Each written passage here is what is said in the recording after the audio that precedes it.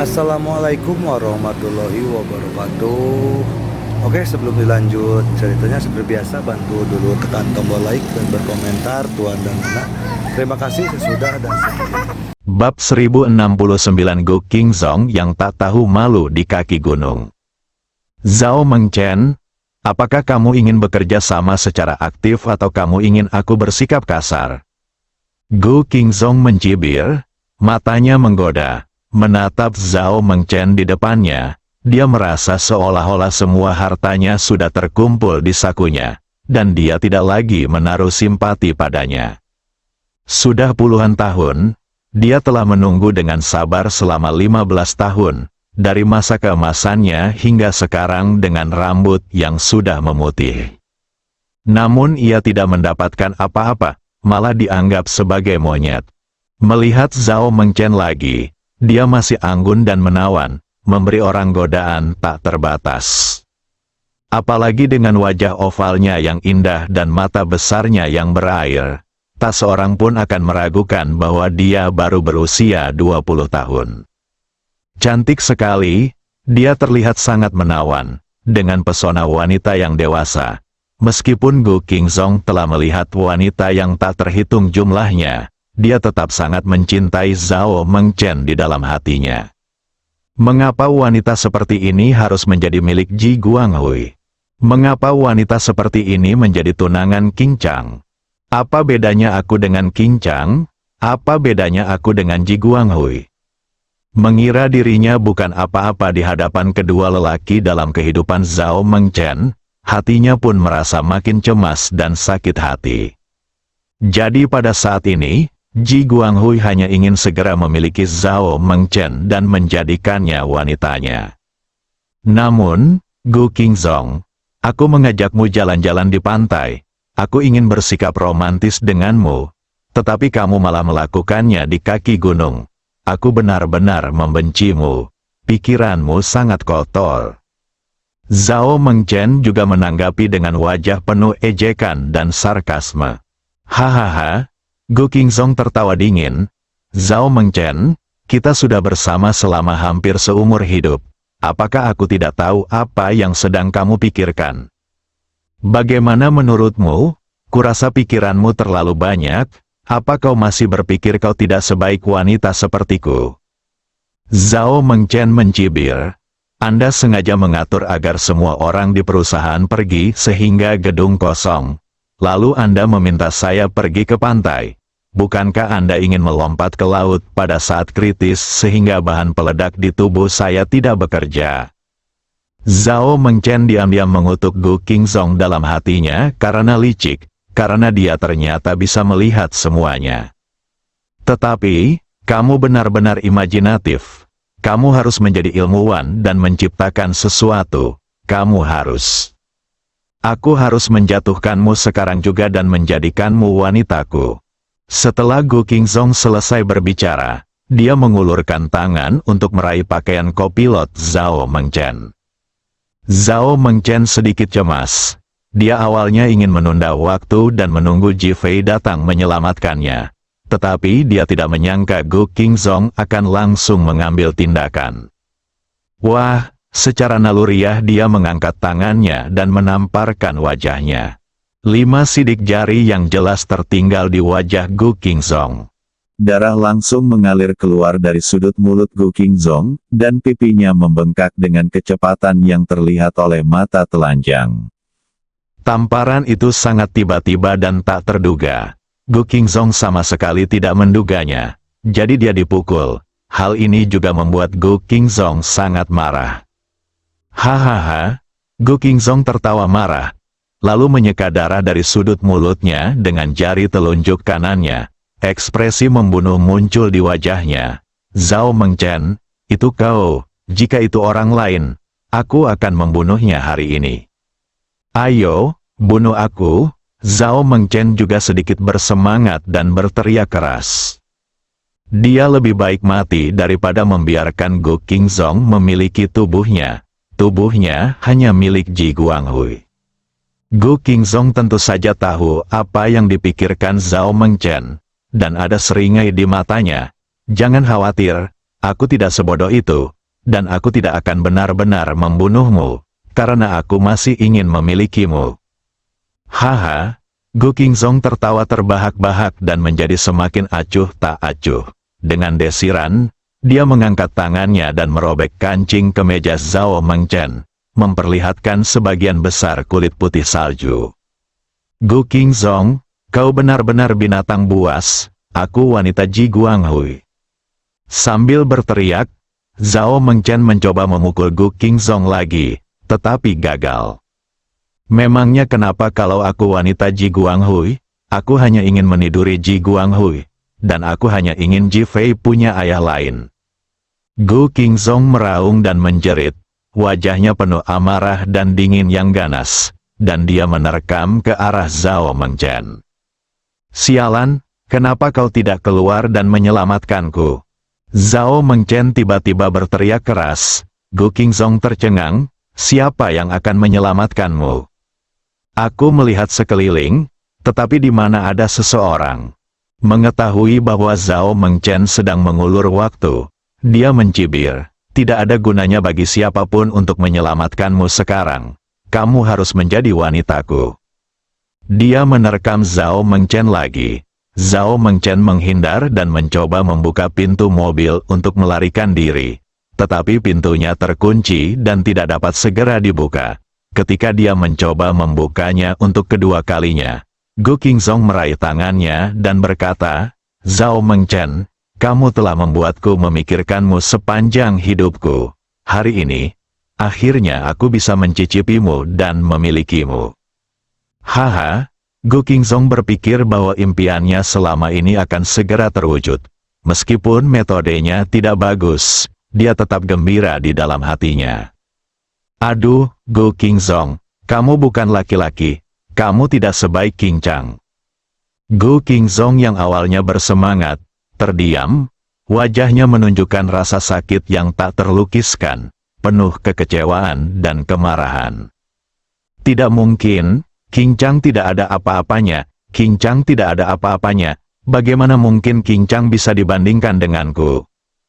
Penghinaan Zhao Mengchen membuat Gu Qingzong merasa sangat terstimulasi, seolah-olah kenangan menyakitkan yang berdebu itu digali dan disiram dengan air merica. Dia sangat kesakitan dan sangat sedih dan marah. Dia selalu merasa bahwa dirinya lebih baik daripada Qing Chang, dan bahwa dia adalah pria sejati, pria yang pandai bermanuver. Namun, saat itu, dia benar-benar dikalahkan oleh Qing Chang. Tidak peduli apapun masalahnya, dia tidak sebaik Qing Chang, dan dia tidak memiliki identitas dan status Qing Chang. Ini adalah penderitaan dalam hidupnya. Perkataan Zhao Mengchen bagaikan garam yang ditaburkan ke lukanya, menyebabkan dia merasakan sakit dan syok yang teramat sangat, sehingga dia pun melupakan tindakannya untuk sementara waktu. Ledakan. Memanfaatkan kesempatan ini, Zhao Mengchen akhirnya membuka pintu mobil dan melompat keluar dari mobil. Angin pegunungan membuat kulitku sejuk.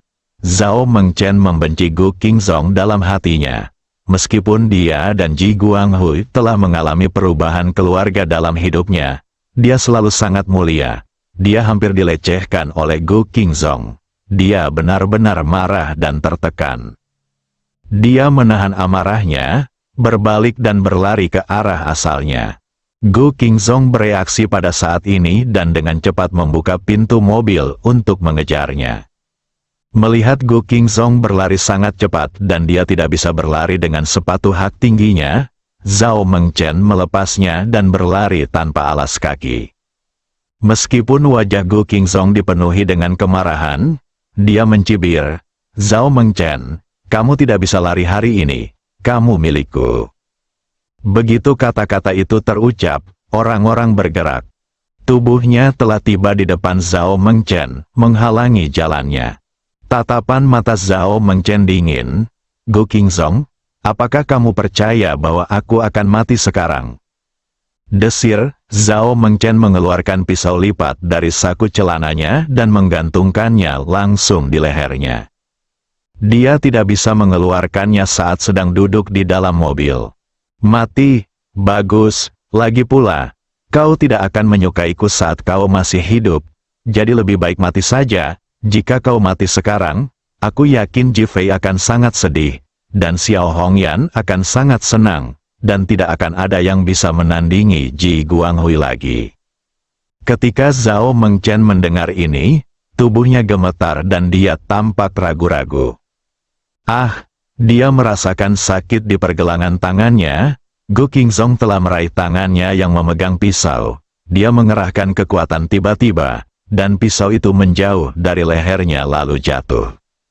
Zhao Mengchen tahu dirinya telah ditipu. Gu Qingzong, kamu sangat licik. Bukankah ini yang kupelajari darimu? Kaulah wanitaku sekarang.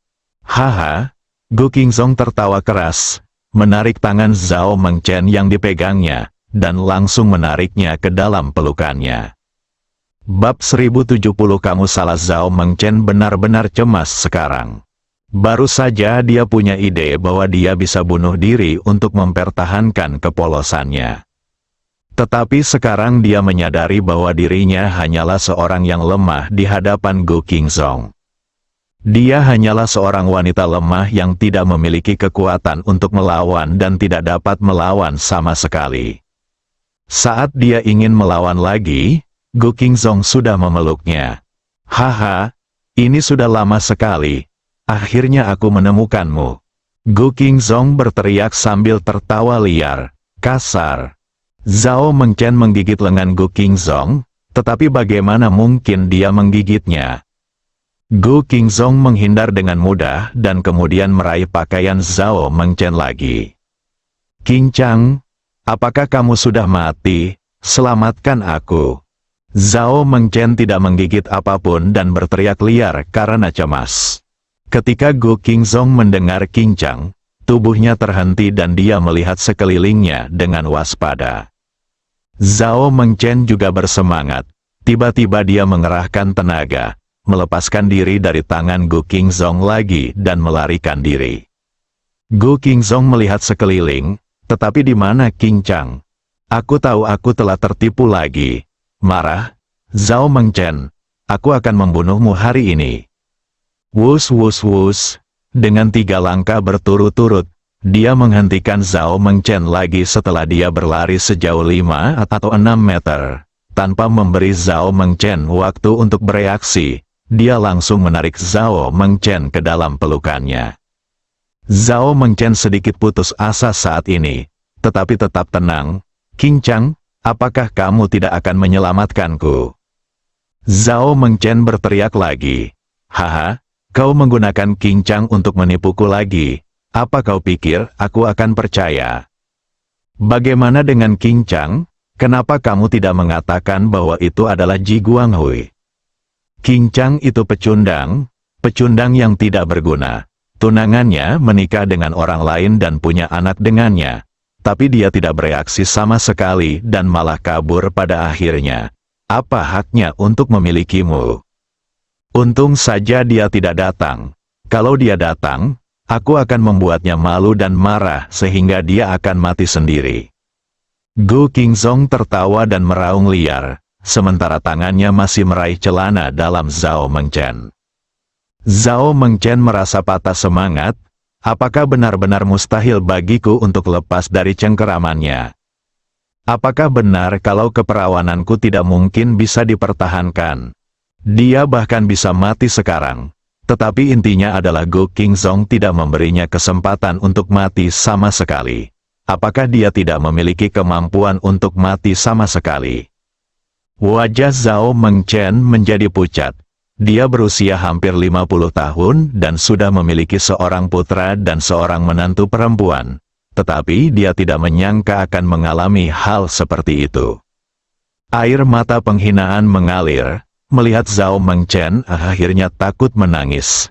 Gu Qingzong merasakan pencapaian yang luar biasa dan bahkan lebih gembira. Haha, tidak ada gunanya menangis. Lagi pula ini bukan pertama kalinya bagimu. Jadi tidak masalah dengan siapa kau tidur. Sekarang Ji Fei belum datang, dan Qincang, yang kau panggil, juga tidak ada di sini. Aku ingin tahu dewa mana yang bisa menyelamatkanmu. Gu Qingzong hendak menarik celana dalam Zhao Mengchen dengan kuat. Jika dia menggunakan sedikit kekuatan lagi, celana dalam itu akan robek, dan kemudian Gu Qingzong merasa seperti tidak memiliki kekuatan lagi di tangannya. Lalu aku merasakan aura tak terbatas dan kuat di sekelilingku menekanku, membuatku sulit bernapas. Mendeguk, Gu Qingzong akhirnya menelan ludahnya dan mengangkat tangannya untuk melihat pergelangan tangannya. Tangan seorang pria memegangnya. Dia sangat marah karena tidak punya kesempatan untuk melawan. Dia menatap wajah lelaki itu melalui tangannya, tidak mampu mengalihkan pandangannya. Zhao Mengchen juga melihat wajah pria itu dengan jelas. "Qingchang, kamu di sini. Apakah kamu sengaja ingin mempermalukanku?" Berteriak dan menuduh dengan keras, sudut mulut Qingchang berkedut 2 kali. Wanita ini tidak akan pernah bisa dia kendalikan seumur hidupnya. "Saya tak bisa berkata apa-apa." Gu Qingzong juga bereaksi pada saat ini. "Qingchang, lepaskan aku. Saya berusaha mati-matian untuk mendapatkannya kembali, tetapi gagal." Gu Qingzong sangat marah dan mengayunkan tangan kirinya, mengenai dada Qingchang. Qingchang menatap tinju yang dilancarkan Gu Qingzong dengan senyum tipis di wajahnya, dan bahkan sedikit permintaan maaf di matanya. Ledakan, tinju Gu Qingzong menghantam keras dada Qingchang. Qingchang bahkan tidak menghindar, dan tidak beruntung untuk melawan. Dia menjadi pucat dan darah mengalir dari sudut mulutnya. "Qingchang, kamu bodoh!" Zhao Mengchen berteriak dengan cemas. Gu Qingzong juga tercengang. Dia tidak menyangka Qingchang tidak akan melawan. Dengan pukulan tadi, dia hanya ingin memaksa Qingchang melepaskan tangannya. Meskipun dia tidak bertarung dengan Qingchang, aura kuat Qingchang membuat Gu Qingzong menyadari bahwa dia bukan tandingan Qingchang. Jadi dia hanya ingin mengambil kesempatan untuk membebaskan diri dan memenangkan kesempatan untuk melarikan diri.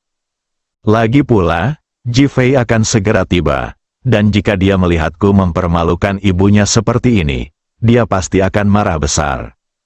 Namun dia tidak pernah menyangka bahwa Qingchang tidak menghindar dan malah terkena pukulan keras darinya. Engah, Qingchang ingin berbicara, tetapi seteguk darah menyembur keluar. Gu Qingzong awalnya ingin melarikan diri, tetapi ketika dia melihat Qingchang memuntahkan darah, dia pikir dia punya kesempatan, jadi dia melambaikan tangannya lagi tanpa ragu-ragu dan memukul dada Qingchang lagi. Namun kali ini, Qingchang hanya sedikit berbalik ke samping dan berhasil menghindarinya.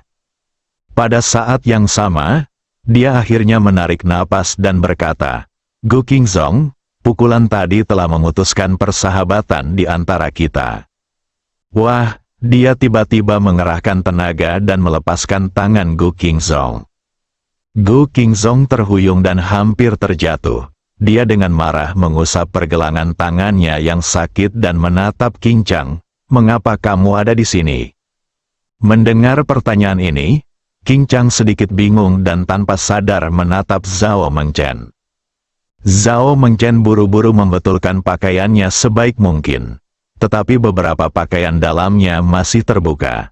Dia merasa kasihan pada Gu Qingzong sehingga dia ingin meminum darahnya. "Gu Qingzong, aku merasa kau adalah pria terbodoh yang kukenal."